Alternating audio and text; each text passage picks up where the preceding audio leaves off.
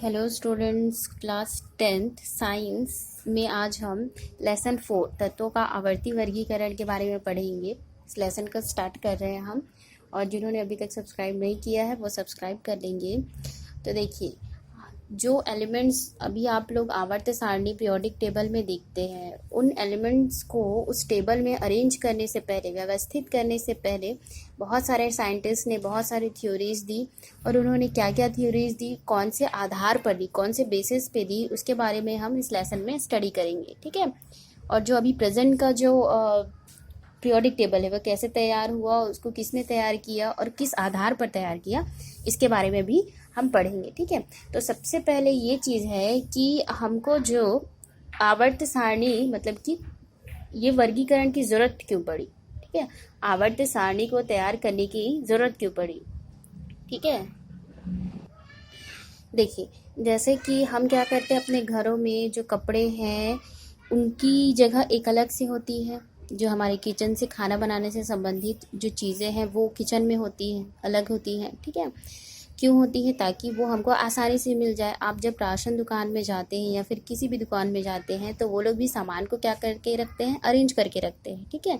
क्यों? ताकि उनको ढूंढने में ज़्यादा प्रॉब्लम मत हो, उनको आसानी से मिल जाए। तो उसी तरह से एलिमेंट्स के बारे में अध्ययन अभी आसानी से किया जा सके, उनके बारे में जानकारी जो है उनका अध्ययन बहुत अच्छे से हो सके, इसके लिए क्या किया साइंटिस्ट, वैज्ञानिक ने ये तत्वों का वर्गीकरण किया। ठीक है। ताकि हम किसी भी तत्वों का जो है आसानी से अध्ययन कर सके, उनके बारे में समझ सके। ठीक है। तो 18वीं शताब्दी में फ्रांसीसी वैज्ञानिक रसायनज्ञ वो थे लावेजिए। उन्होंने तत्व की परिभाषा बताई, और तत्व में उन्होंने ये कहा कि तत्व वे पदार्थ होते हैं जिसको और हम सरल रूप में नहीं तोड़ सकते। जैसे कि एक एग्जांपल ले लेते हैं जल का। ठीक है। वाटर का, तो वाटर का फॉर्मूला होता है H2O, है ना। H2O होता है, तो जल किससे किससे मिलके बना है? हाइड्रोजन और ऑक्सीजन। तो हम इसको डिवाइड कर सकते हैं, किस में डिवाइड हो जाएगा? हाइड्रोजन और ऑक्सीजन में ये क्या हो जाएगा? डिवाइड हो जाएगा, है ना।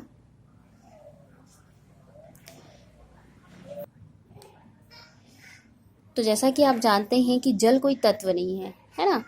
ये डिवाइड हो गया। हमने क्या कहा कि तत्व वो पदार्थ होते हैं जिसको हम और सरल पदार्थ में डिवाइड नहीं कर सकते। जैसे कि ऑक्सीजन है, मान लीजिए ओनली ऑक्सीजन। ठीक है। इस ऑक्सीजन को हम कैसे और तोड़ सकते हैं? नहीं तोड़ सकते हैं। इसको और सरल रूप में विघटित नहीं कर सकते हैं। तो तत्व वे पदार्थ है जिसको हम और सरल पदार्थ में विघटित नहीं कर सकते। ठीक है। तो लावेजिए ने उस टाइम पे 33 तत्वों की खोज की। ठीक है। अपने अध्ययन और प्रयोगों के आधार पर उस टाइम पे 33 तत्व थे। और अभी हमारे पीरियोडिक टेबल में, आवर्त सारणी में आपने देखा होगा 118 तत्व हैं, है ना। ये अभी प्रेजेंट का है। तो जैसे इतने सारे तत्व हैं, 118 तत्व हैं, उनको उनके गुणों के आधार पर अलग अलग कर पाना बहुत मुश्किल है। और इसलिए इस कठिनाई को दूर करने के लिए वैज्ञानिकों ने बहुत सारे प्रयास किए। ठीक है। बहुत सारी कोशिशें की, और फिर ताकि इसलिए किया ताकि जो तत्व है उनका अध्ययन आसानी से किया जा सके। ठीक है। तो कौन कौन से साइंटिस्ट ने क्या क्या थ्योरीज दी है, इसके बारे में पढ़ेंगे। तो सबसे पहले हम पढ़ेंगे डोबेराइनर का ट्रायड लॉ। ठीक है। डोबेराइनर का त्रिक नियम जिसको बोलते हैं। डोबेराइनर जो थे वो एक जर्मन वैज्ञानिक थे। ठीक है। जर्मन साइंटिस्ट थे, और उन्होंने जो आवर्त सारणी है, आवर्त सारणी में जो तत्व है उनको परमाणु भार के आधार पर वर्गीकरण किया। ठीक है। परमाणु भार उनके एटॉमिक मास के बेस पे उन्होंने वर्गीकरण किया। ठीक है।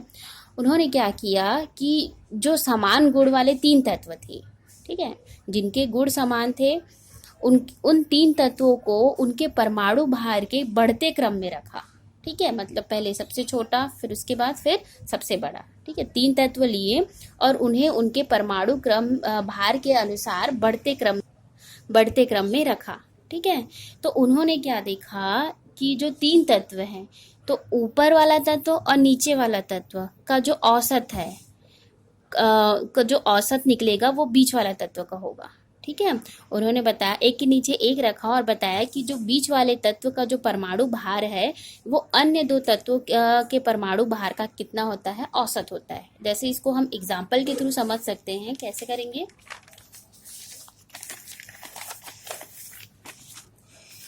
देखिए जैसे कि 3 तत्व हमने अरेंज किए, ठीक है, लिथियम, सोडियम और पोटेशियम, ये तीनों एक ही लाइन में होते हैं, एस ब्लॉक के फर्स्ट ग्रुप के एलिमेंट्स हैं, ठीक है।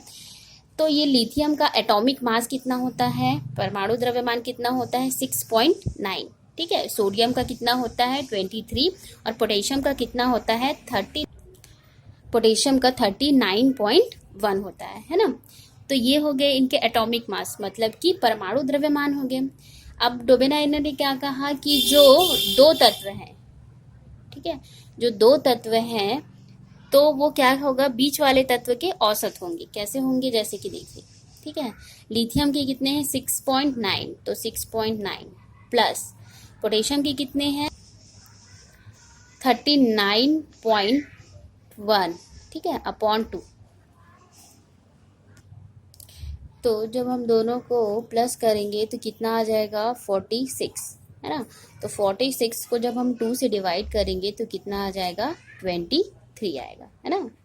23 आया तो किसका एटॉमिक मास निकल गया, सोडियम का निकल गया, है ना।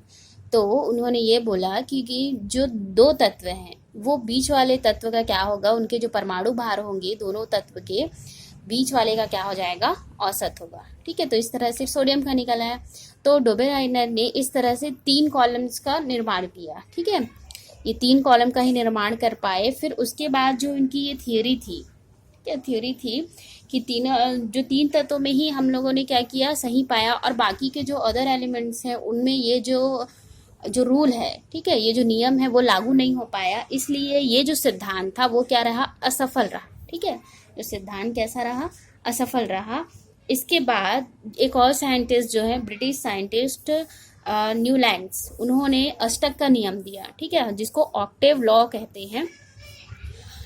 जो न्यूलैंड्स थे उनका पूरा नाम था जॉन अलेक्जेंडर न्यूलैंड्स, ठीक है।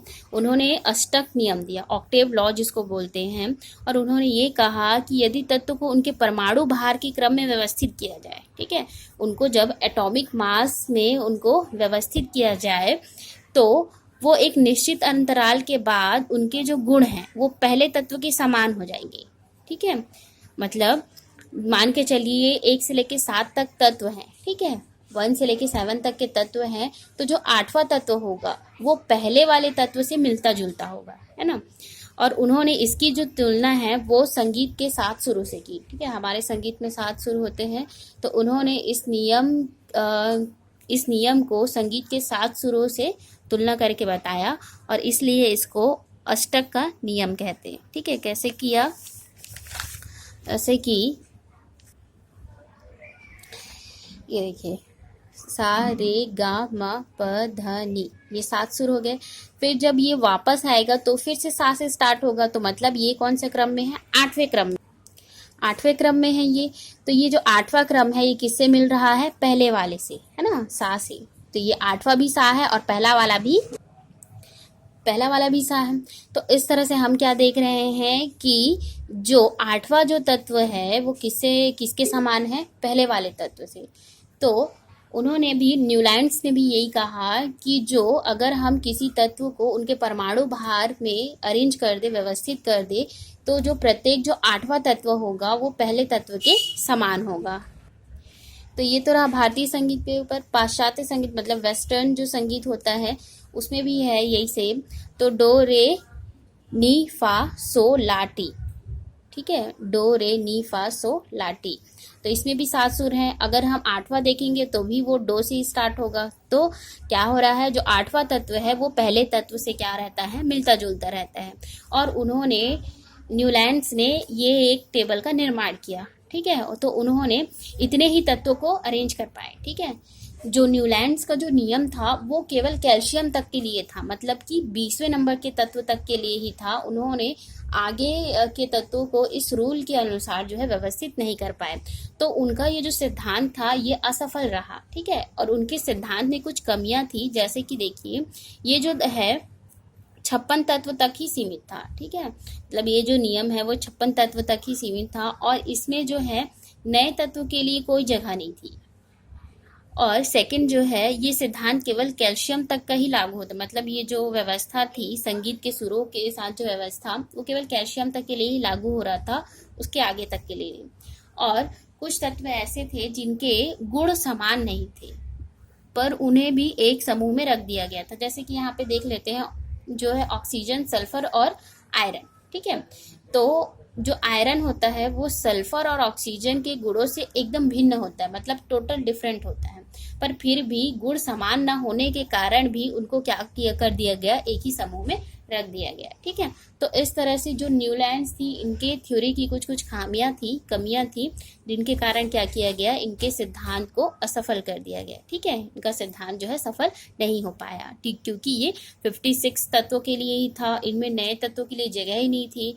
और ये केवल जो इस तरह का जो रूल था, संगीत वाला जो रूल था, वो केवल कैल्शियम तक के लिए लागू हो रहा था, और जिनके गुण समान नहीं थे उनको भी एक ही कॉलम में रख देना, तो ये चीज़ें जो थी वो सही नहीं थी। तो इसमें जो कमियां थी, इसलिए ये जो सिद्धांत था वो सफल नहीं हो पाया। ठीक है, अब जो था, जो अगला वाला जो रूल दिया गया वो लोथर मेयर का था।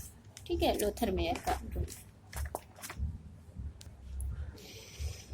जो अगला रूल दिया वो लोथर मेयर ने दिया, और लोथर मेयर का परमाणु आयतन। ठीक है, Lothar Meyer's atomic volume curve, Lothar Meyer का परमाणु आयतन वक्र जिसको बोलते हैं, वो उनके लॉ था। तो लोथर मेयर जो थे वो एक जर्मन वैज्ञानिक थे, और उन्होंने क्या किया कि जो समान गुण वाले तत्व हैं उनको एक वक्र में समान स्थान पर स्थित किया। ठीक है, उन्होंने बताया कि अगर हम किसी भी मतलब कि तत्वों को परमाणु आयतन और परमाणु भार के में एक कर्व का अगर निर्माण करें, ठीक है, एक वक्र का अगर निर्माण करें, एक ग्राफ बनाए, तो जो समान गुणों वाले जो तत्व होंगे वो एक ही लाइन में व्यवस्थित होंगे। जैसे कि ये ग्राफ में आप देख रहे हैं, जैसे कि ये एक लाइन है, ये पहला ग्रुप होता है, एस ब्लॉक का फर्स्ट ग्रुप है, लीना कर्व से फ्रेंडशिप, है ना, लिथियम, सोडियम, पोटेशियम, बिडियम। ठीक है, तो आप देख रहे हैं कि इस ग्राफ में जो लिथियम, सोडियम और पोटेशियम है, ठीक है, क्योंकि ये समान गुण वाले होने के कारण इनका देखिए जो पीक है, ठीक है, जो लेवल है वो क्या है, एक समान है। ठीक है, उसी तरह फ्लोरीन जो है, फ्लोरीन, क्लोरीन, ब्रोमीन, आयोडीन, ये भी एक समूह में है, तो एक समूह में होने के कारण इनका लेवल देखिए ये भी एक समान है। ठीक है, तो इस तरह से उन्होंने बताया कि अगर परमाणु आयतन और परमाणु भार के बीच में अगर एक वक्र का निर्माण किया जाए, तो इस तरह से जो हमको वक्र प्राप्त होगा उसमें जो तत्व होंगे, समान गुण वाले तत्व, वो एक ही लाइन में क्या होंगे, व्यवस्थित होंगे। ठीक है, जैसे कि आप इस ग्राफ में देख पा रहे हैं। और परमाणु आयतन कैसे निकालते हैं, परमाणु, जैसे कि आप वॉल्यूम का जानते हैं, तो वॉल्यूम क्या होता है, volume is equal to mass upon density होता है ना।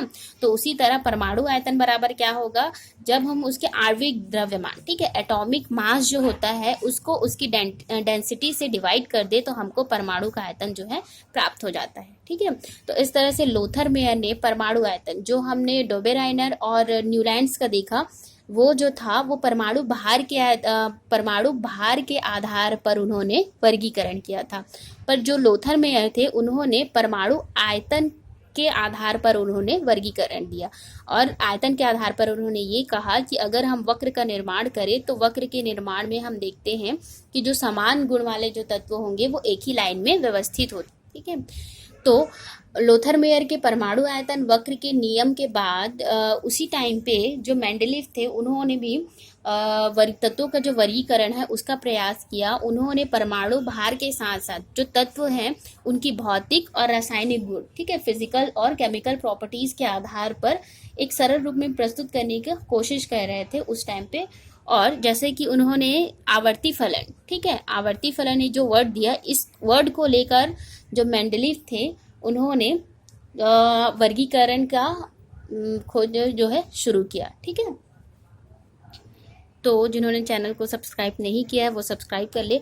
अगले वाले जो वीडियो में हम लोग देखेंगे तो मेंडलीव का वर्गीकरण देखेंगे। ठीक है, मेंडलीव ने कौन कौन से आधार पर तत्वों का वर्गीकरण किया उसको देखेंगे।